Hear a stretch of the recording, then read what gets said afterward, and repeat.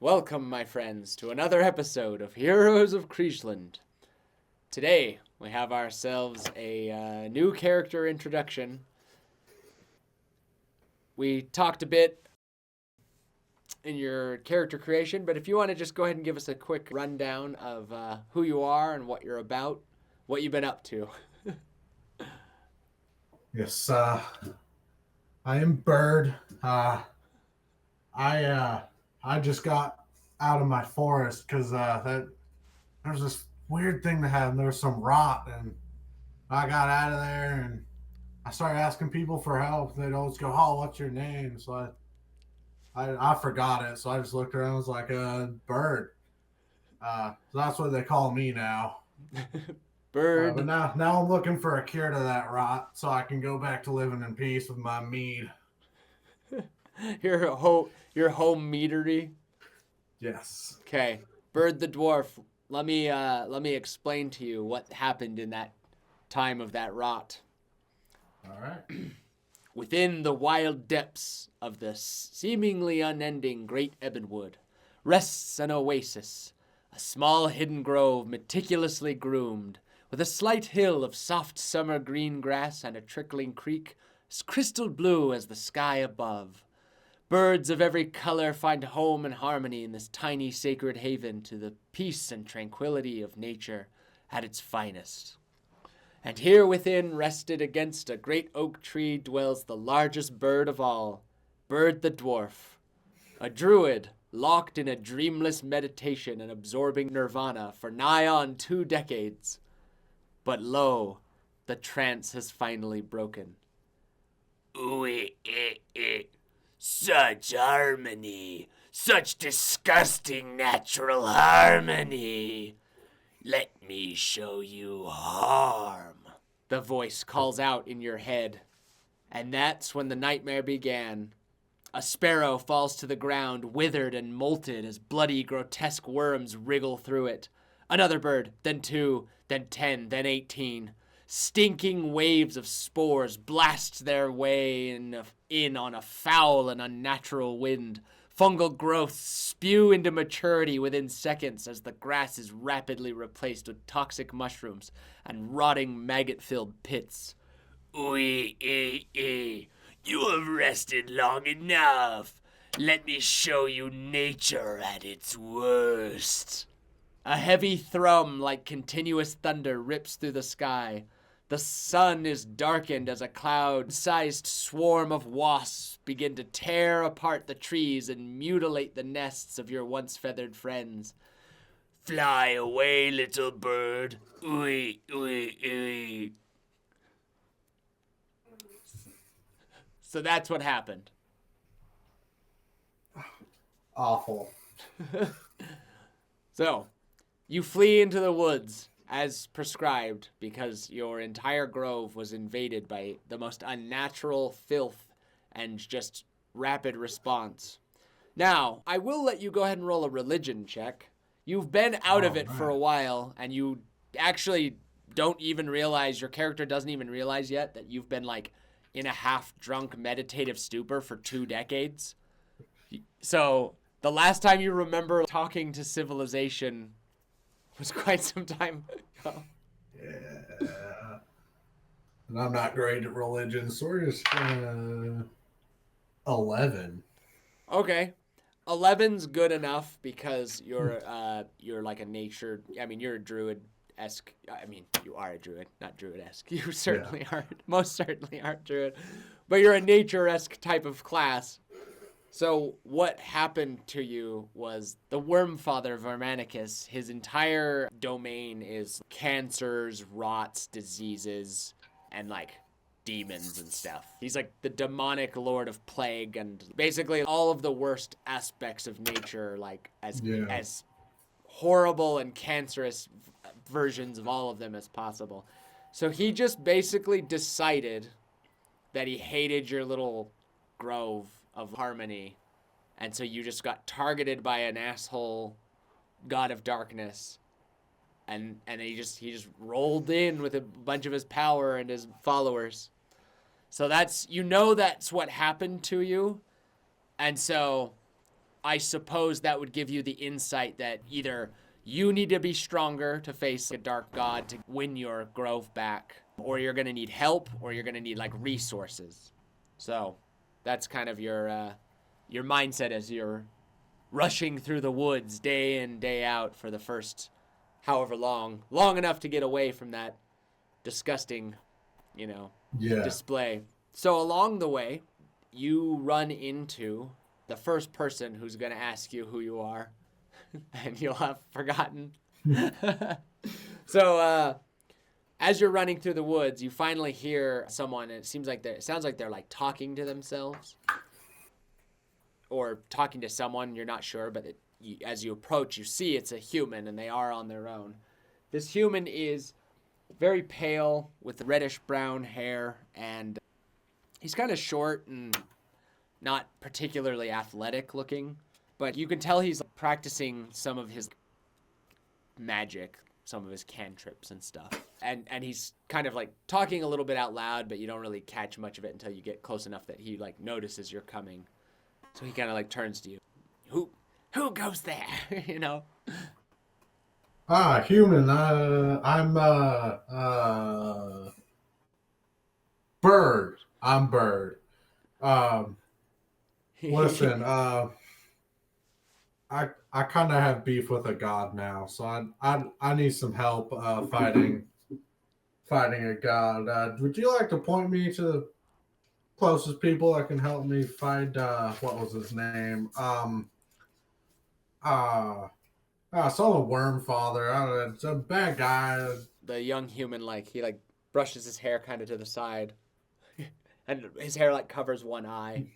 He's like, "Oh, you're talking about Vormanicus. That's the one." He's like, "I worship the best of the gods, Andara, the Black Empress. Even she hates Vormanicus. So I can understand your circumstances.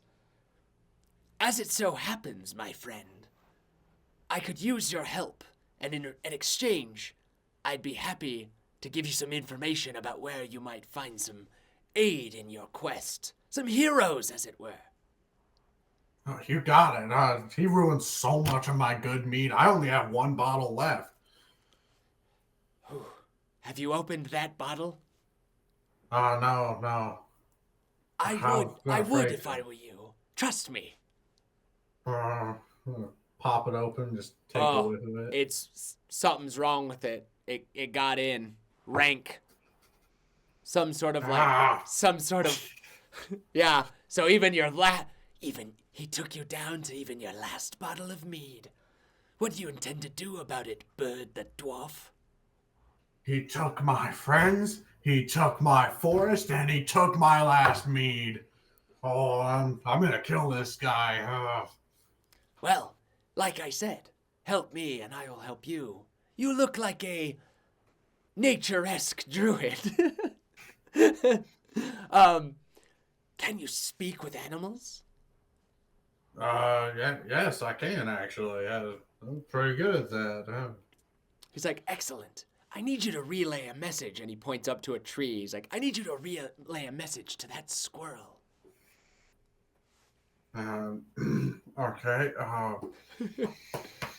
I'm gonna cast Speak with Animals. Okay, perfect. Yes, I was hoping you had it prepared. So, and if not, then that would have altered what this path would have been. So. Yeah, my magic's just gonna because my magic was connected to the land, so it got corrupted. So it's gonna a black tendril, and it's gonna spit up a little tar.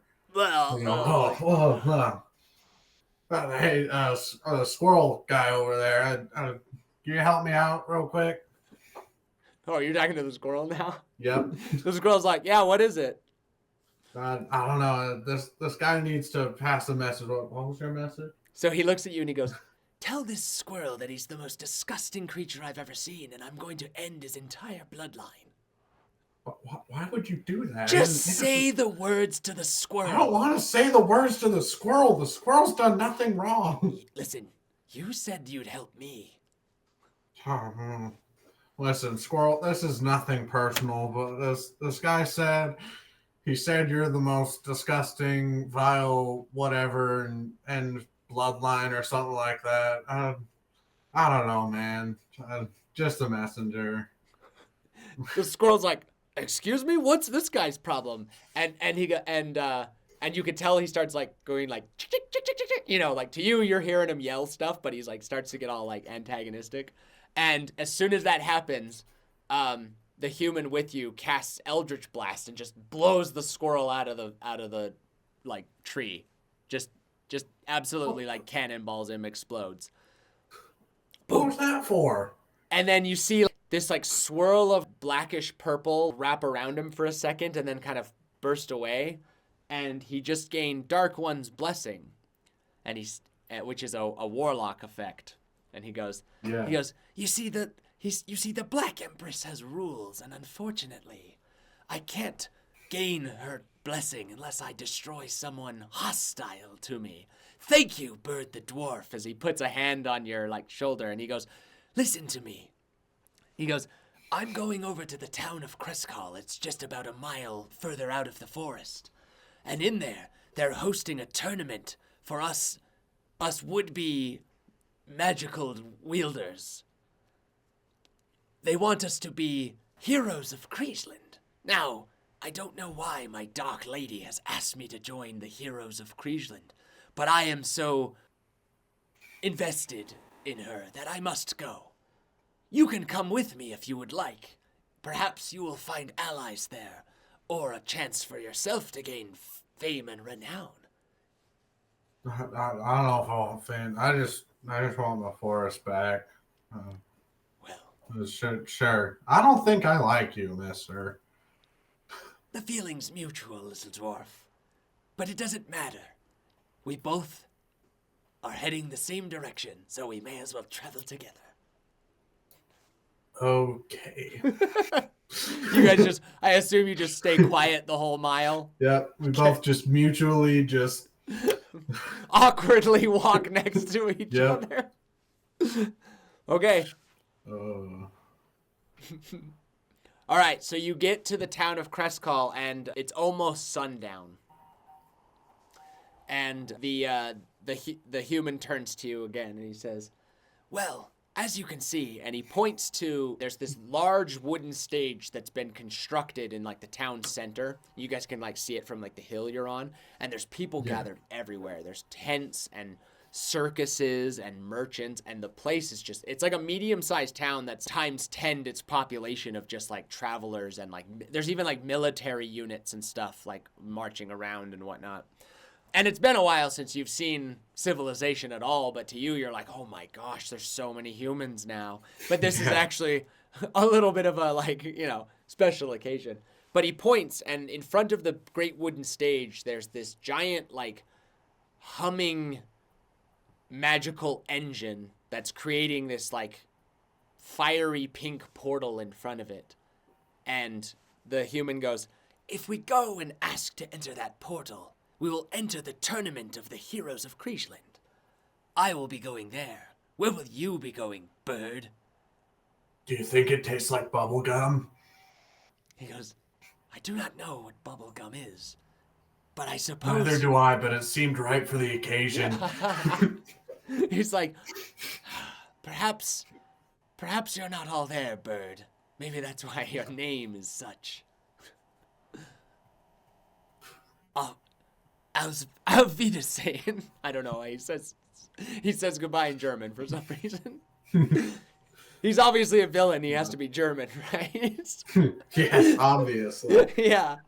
So the human warlock walks down, and he goes and he talks to this old wizard in a red and blue robe who casts a little spell on him, and then he walks into the portal and disappears. What would you like to do at this point, Bird? I think I'm going to ask what the portal is before I just say I want to go there, because I don't know that I like this warlock. Are you gonna ask the wizard? Yeah, I'll ask the wizard. Okay. So you go up to this old wizard, and he's like, "Oh, have you come to join the?" And he has this like really like strained, raspy voice. Like, have you come to join the Heroes of Kriegeland tournament? If I do that, you think there are people that are gonna help me fix my forest? Oh, yes, of course. The heroes of Kriegeland are sworn to do right by all of the land. Perfect, sign me up. He casts a little spell and he dictates you, and you walk into a pink portal. Vwomp. I have to find some people to solve my problems. There you go. So, at first, you stand in this blank, dark void of nothingness. You can see yourself, plain as daylight, but all other details of existence are removed. You stand in nothingness, but suddenly a pinkish swirl of light rips into being, and a hardy human male in his early 30s steps out.